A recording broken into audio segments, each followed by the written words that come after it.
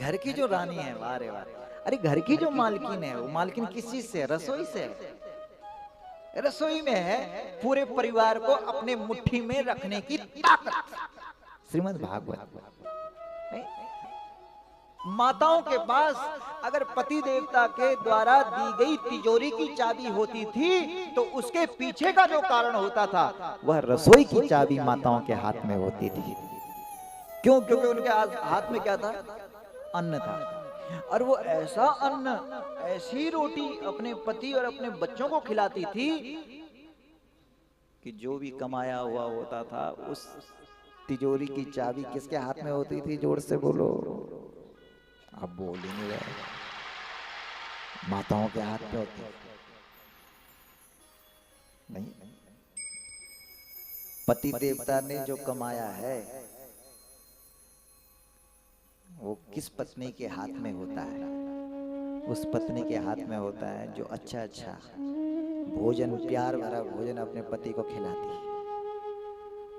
पति बोलता है कि हाँ भाई ठीक है।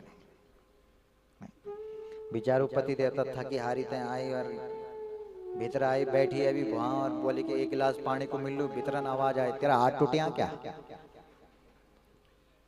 तब देनी तय अपनी चाबी।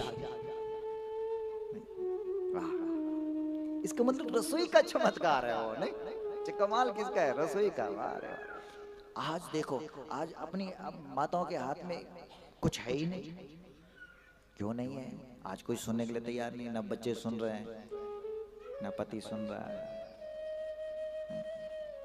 कहीं ना कहीं रसोई से हम मुख मोड़ रहे हैं। इसलिए यशोदा जी गजब कमाल कर दिया श्रीमद् भागवत ग्रंथ ने। और क्या कहा? एकदा गृहदाशिषु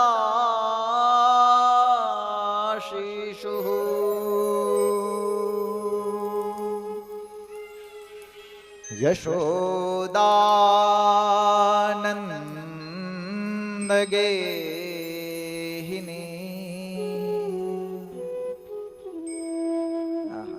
सारे काम छोड़ दो, कर्मांतर नियुक्तासु निर्ममंथ स्वयं ददिया।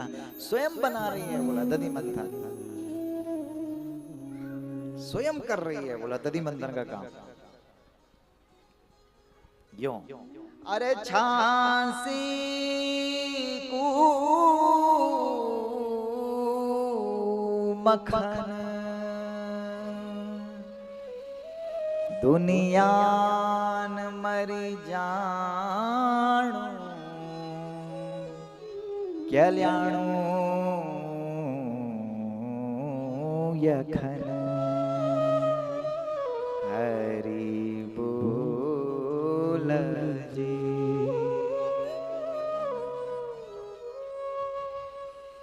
थकुली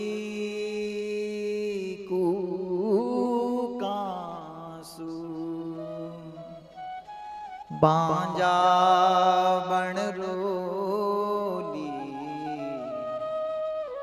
कुपोंछलु आंसू हरि बोल जी। चांदी को बटन माया लाणी सोंगी होंदी निभोणी कठिन। घना घना गीत बनता हमारे अग्नि माता लोग बन फुड़ जाए और घास काट रहे। आहा, घर में परेड़ा पर मक्खन लगाने और पिछाड़ बेटी देवता कड़वाणो कबरी दियाना जट खिलाओ मैनी और तखी माता जी पर देवता होना मठा लगांदी वक्त देवता कड़वाणो झट दे मैनी झट दे। अब कख रहे हो देवता। यमुनोत्री के पास में एक गांव है। खोलते हुए तेल में देवता डाल रहा है हाथ, अब तब निकाल रहा है प्रसाद पूरी और तब दे रहा है, बांट रहा है। घना घना देवता हमारे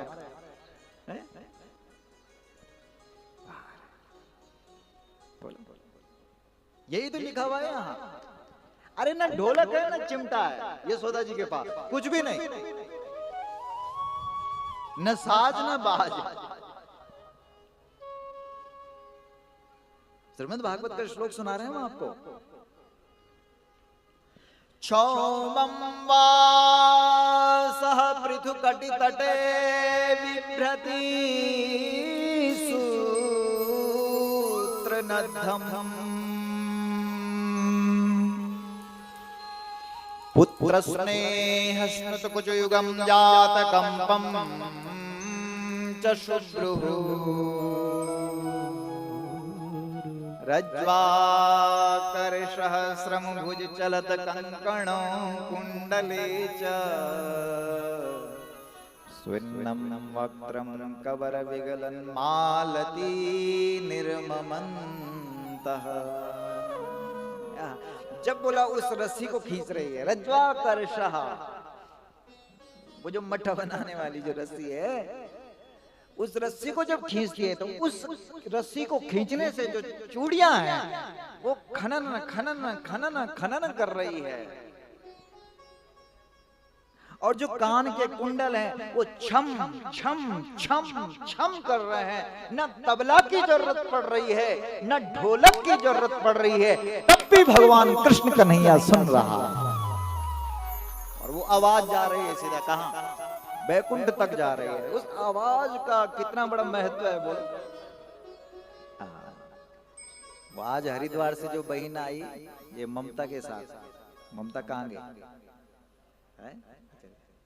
तो उसके साथ एक बहन आई, वो बोल रही थी महाराज जी अब कहां रहा, बोला वो भाव, जो भाव बोला पहले था नहीं। मन की घास काटने जाए हो, वाह रे वाह, तक गीत गाणो तक वणो भगवान खड़ो।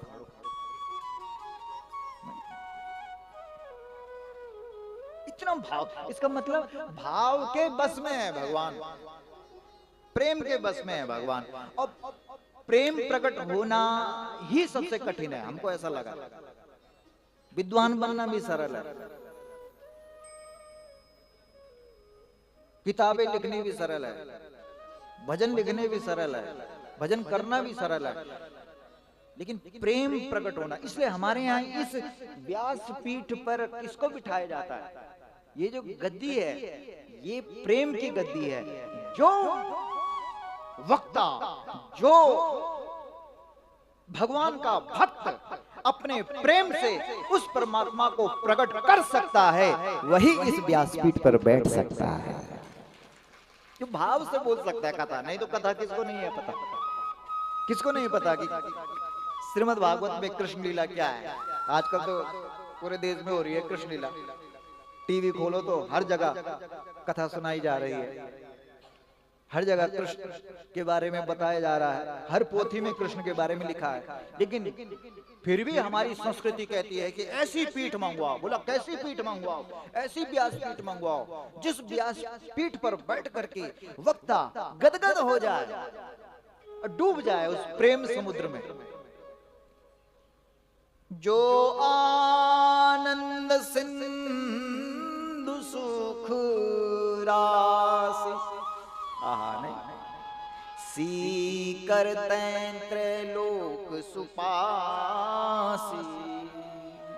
किसी भी चीज को अगर आपको कोई आपका पतीला है, उसमें कुछ चीज आपने भर रखी है या कुछ डाल रखी है, उसका अगर स्वाद लेना है तो चम्मच से एक चम्मच आपने निकाला, देखा आपने, वाह, तो एक चम्मच से ही पता लग गया ना आपको कि भाई इस पूरे पतीले में जो है उसका स्वाद क्या है। इसी प्रकार से भगवान के नाम का जो आनंद है वो तो केवल एक बिंदु से ही पता लग जाता है क्या, जिसमें इतना प्रेम होगा, जिसने उस प्रेम का रसस्वादन, उसका आनंद लिया होगा, वही बता सकता है। भगवान श्री कृष्ण यशोदा मैया की साड़ी खींचते हैं और कहते हैं मैया मुझे भूख लग गई है। तब भगवान श्री कृष्ण को यशोदा मैया अपनी छाती का दूध पिलाती है चूल्हे पर रखा हुआ जो दूध है वो उबलने लगा, और जब वह दूध उबलने लगा तो भगवान कृष्ण पूछने लगे, अरे ओ यशोदा मैया,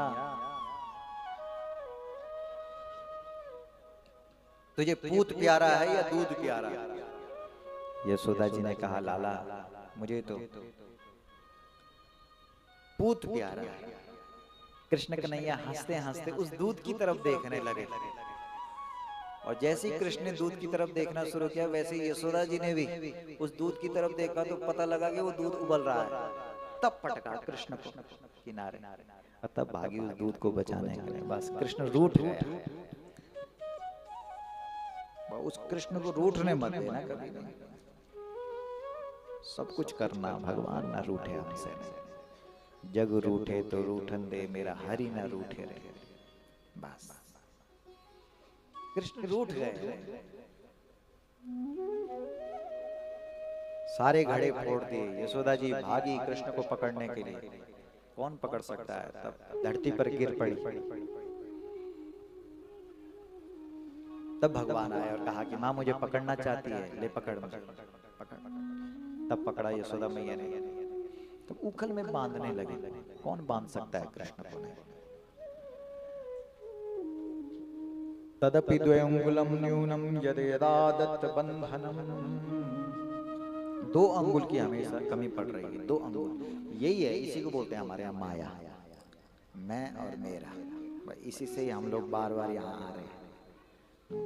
जिसको हम मैं बोल रहे हैं, जिसको हम मेरा बोल रहे हैं, हमारी समझ में तो इतनी बात आ गई अब कि जो व्यक्ति हमारे जितने नजदीक है उससे हमारा पुराना कोई ना कोई लेन देन का संबंध है। समझ रहे हैं आप?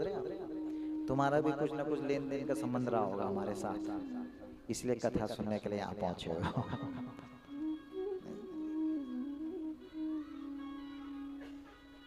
जो जितने नजदीक है उसके साथ उतना ज्यादा घनिष्ठ संबंध है हमारा। हम पर अब फर्क नहीं पड़ता। कोई अगर हमसे कोई दुश्मनी भी करता है, हमें कोई लेना देना नहीं। हम ठीक है, हम दूसरी तरफ निकल जाते हैं। क्यों अपना खाता बढ़ाए, फिर अगले जन्म में दोबारा से आना पड़ेगा, फिर टकराव होगा। नहीं, इसलिए यही इस खाते को बंद करके जाओ। अगर खाता खोल करके गए तो पता नहीं कितने जन्म लग जाएंगे यहाँ आने, नहीं आना पड़ेगा उस खाते को। इसलिए मनुष्य जीवन खाता खोलने के लिए नहीं है, यहीं बंद करके और हमेशा हमेशा के लिए उस भगवान के दिव्य धाम में पहुंचो। वहां